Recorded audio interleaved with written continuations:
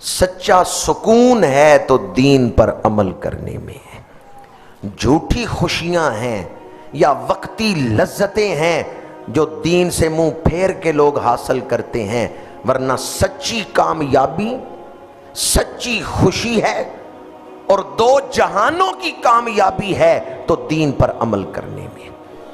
اگر کوئی دنیا میں پردہ نہیں کرتی، کوئی عورت بے حیائی پھیلاتی ہے تو دنیا میں بھی بے سکونی ہے، آخرت میں بھی بے سکونی۔ اس کا عذاب دونوں جگہوں پہ ہے۔ دنیا میں بھی بہت ساری پریشانیاں، مصائب اس بے حیائی کی وجہ سے پیدا ہوتے ہیں، گھر اجڑ جاتے ہیں، اور آخرت میں میرے آقا کریم نے فرمایا بے حیا عورتوں کو گندک کا لباس پہنایا جائے گا۔ گندک آگ کو جلدی پکڑتی ہے، اور ایک حدیث پاک میں ہے، ارشاد فرمایا کہ وہ عورتیں جنت کی خوشبو نہیں سونگھ سکیں گی جو بے حیائی کو پسند کرتی، جو بے حیائی کو پھیلاتی ہیں۔ وہ عورتیں جنت کی خوشبو نہیں سونگھ سکیں گی، حالانکہ جنت کی خوشبو 500 سال کے فاصلے سے آ رہی ہوگی۔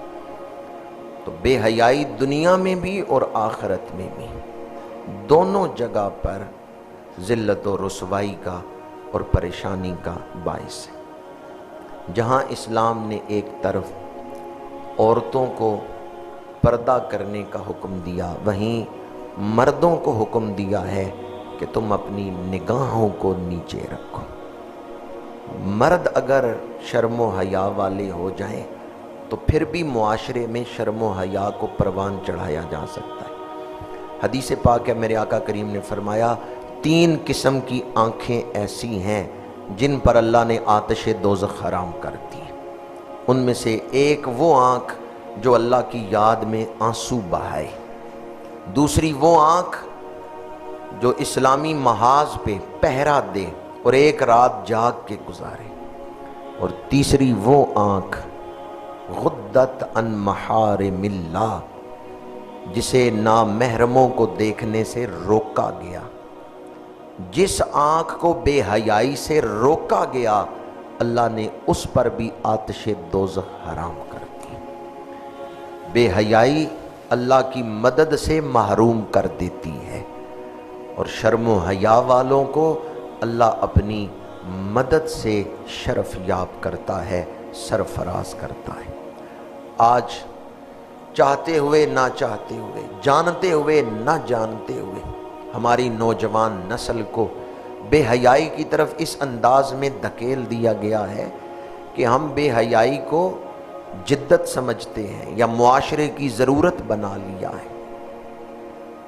حقیقت یہ ہے کہ وہی معاشرہ امن و سکون اور وہی معاشرہ کامیابی کی طرف گامزن ہوتا ہے جس معاشرے میں اسلامی اصولوں کی پاسداری ہوتی۔ آگے قرآن پاک نے ازواج مطہرات کو جب یہ حکم دیے گھروں میں ٹھہرو، اور جاہلیت والے جو رسم و رواج ہیں ان سے حسب معمول اپنے آپ کو بچائے رکھو، نماز قائم کرو، زکوٰۃ دو، اللہ اور اس کے رسول کی اطاعت کرو۔ آگے فرمایا انما یرید اللہ لیذھب عنکم الرجس اہل البیت ویطہرکم تطہیرا، کہ اے اہل بیت، اے نبی کے گھر والوں، بے شک اللہ ارادہ فرماتا ہے تم سے ہر گندگی کو دور رکھے اور تمہیں اس طرح پاک کر دے جس طرح پاک کرنے کا حق ہے۔ آگے فرمایا وَاذْكُرْنَ مَا يُتْلَى فِي بُيُوتِكُم مِّنْ آیَاتِ اللَّهِ وَالْحِکْمَةِ، تمہارے گھروں میں جو قرآن پڑھا جاتا ہے اور جو حدیث، تم اس کو یاد کرو۔ ازواج مطہرات کو حکم دیا جا رہا ہے قرآن اور حدیث کو یاد کرو، چونکہ حضور ان گھروں میں رہتے ہیں نا، حضور پہ آیتیں اترتی ہیں، حضور آیات سناتے ہیں۔ کتنی حدیثیں ایسی ہیں جو امہات المومنین نے اس امت تک پہنچائی۔ حضور مہمان نوازی کیسے کرتے تھے؟ تو گھر میں مہمان آتے ہیں، وہ حدیثیں کس نے بیان کی ہیں؟ امہات المومنین۔ حضور رات آرام فرمانے سے پہلے کون سی دعائیں پڑھتے تھے؟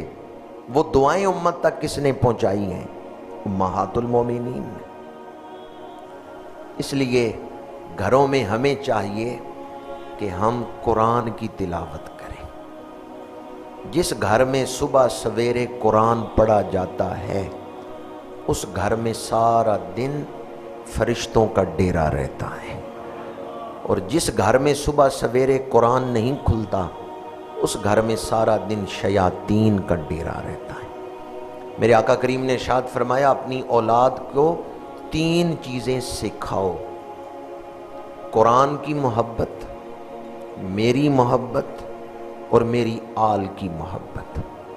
فرمایا اپنی اولاد کو یہ 3 چیزیں سکھاؤ۔ بتاؤ یا سکھاؤ؟ یہ میں جو کام کر رہا ہوں نا، یہ بتانے والا کام ہے، تقریر کرنا، نصیحت کرنا، قرآن و حدیث پڑھ کے سنانا، یہ تو بیان کرنے والا کام ہے۔ سکھانے والا کام اس سے مختلف ہے۔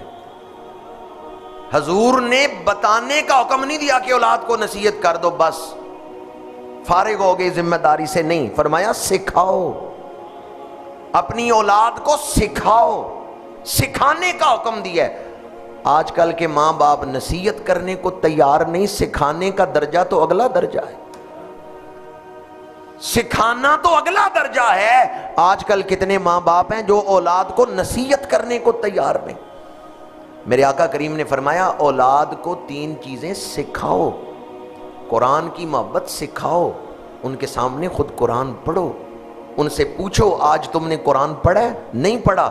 میرا بیٹا ابھی میرے سامنے، مجھے ایک رکوع تو سناؤ، ان سے خود سنو تلاوت۔ یاد رکھیں تلاوت سننا یہ بھی حضور کی سنت۔ حضرت ابی بن کعب رضی اللہ تعالیٰ عنہ سے میرے آقا کریم نے فرمایا ابی تم قرآن پڑھو میں سنتا ہوں۔ یا رسول اللہ آپ پہ قرآن نازل ہوا ہے، آپ سننا پسند کرتے ہیں؟ فرمایا ہاں میں چاہتا ہوں میرے سامنے کوئی پڑھے اور میں خود سنوں۔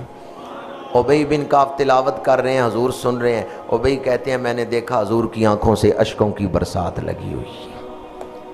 اولاد کو سکھانے کا حکم ہے۔ آپ کبھی اپنی اولاد سے پوچھیں آج تلاوت کی ہے؟ وہ کہیں نہیں، کہ ذرا مجھے سناؤ، میرا جی چاہ رہا ہے میرا بیٹا مجھے سورہ یاسین سنائے یا فلاں آیت سنائے، فلاں رکوع سنائے۔ جب آپ سنیں گے اس وقت تربیت ہوگی، پتہ ہوگا میرا باپ اس چیز کو پسند کرتا ہے۔ اللہ اکبر۔ انگلینڈ میں میں ایک جگہ گیا تو انہوں نے والد صاحب کا ختم شریف رکھا ہوا تھا، تو کھانا پکا کے انہوں نے ایک سبزی بھی رکھی، میں اس کا نام نہیں لے رہا، تو وہ سبزی کی ڈش رکھتے ہوئے انہوں نے کہا ابا جی یہ بڑی پسند کرتے تھے، تو ہم نے کہا ختم میں یہ بھی پکا کے رکھیں۔ تو میں نے کہا آپ کے ابا جی قرآن سننا بھی پسند کرتے تھے یا نہیں؟ اگر کرتے تھے تو ذرا آپ سورت ہی سنا دیں تاکہ ان کی روح خوش ہو جائے۔ سمجھے ہیں جو میں عرض کر رہا؟ والد صاحب کا ختم دلانا ہو تو ہم یہ سوچتے ہیں بھی کون سی ڈش پکائیں اصال ثواب کرنے کے لیے، یہ کیوں نہیں سوچتے والد صاحب قرآن سننا پسند کرتے تھے، ہم قرآن پڑھیں پھر ان کو اصال ثواب کریں۔ آج اگر آپ اپنی اولاد کو بٹھا کے کہیں گے کہ مجھے قرآن سناؤ تو اولاد کو پتا ہوگا والد صاحب قرآن سننا پسند کرتے تھے۔ اولاد کی تربیت کرنا اور ہے، صرف نصیحت کرنا اور ہے۔ نصیحت کوئی بھی کر سکتا ہے، نصیحت تو کوئی بھی کر سکتا ہے، سفر کر رہے ہوں ساتھ کوئی بزرگ بیٹھا ہو نصیحت تو وہ بھی کر سکتا ہے۔ والدین کی ڈیوٹی کیا ہے؟ صرف نصیحت کرنا۔ والدین کی ڈیوٹی ہے تربیت کرنا، والدین کی ڈیوٹی ہے سکھانا، والدین کی ڈیوٹی ہے نگہداشت کرنا، والدین کی ڈیوٹی ہے نگہبانی کرنا کہ میری اولاد کس طرف جا رہی ہے۔ کلکم راعٍ وکلکم مسئول عن رعیتہ، یہ حدیث بتا رہی ہے کہ والدین کی ڈیوٹی صرف نصیحت کرنا نہیں ہے، والدین کی ڈیوٹی نگہبانی کرنا بھی۔ اللہ تعالیٰ اس دور کے فتنوں سے ہمیں محفوظ فرمائے، ہمارے گھروں کو امن و سکون کا گہوارہ بنائے۔ امہات المومنین کا ذکر میں نے کیا، اور ابھی جو آیت پڑھی اس میں ہے کہ اللہ نے حکم دیا اے نبی کی گھر والیو، جو تمہارے گھر میں قرآن پڑھا جاتا ہے اور حدیث اس کو یاد کرو۔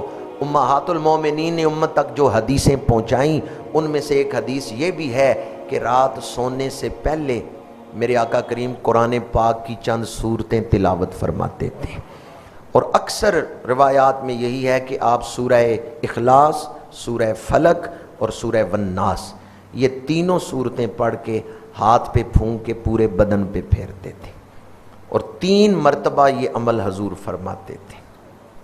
آج کے جمعۃ المبارک میں آپ کی خدمت میں یہ بطور وظیفہ بھی عرض کر رہا ہوں، اپنے سونے کے معمول کو درست کر لیں۔ دن میں اگر کوئی غفلت ہوئی بھی ہے، رات غفلت میں نہ سوئیں۔ قرآن کی کوئی ایک چھوٹی صورت ہی پڑھ لیں، لیکن قرآن پڑھ کے سوئیں۔ جو اللہ کو یاد کر کے سوتا ہے، مرتے دم اس کی زبان پہ کلمہ جاری ہو جائے گا۔ اللہ تعالی ہمیں عمل کی توفیق عطا فرمائے۔ وما علینا الا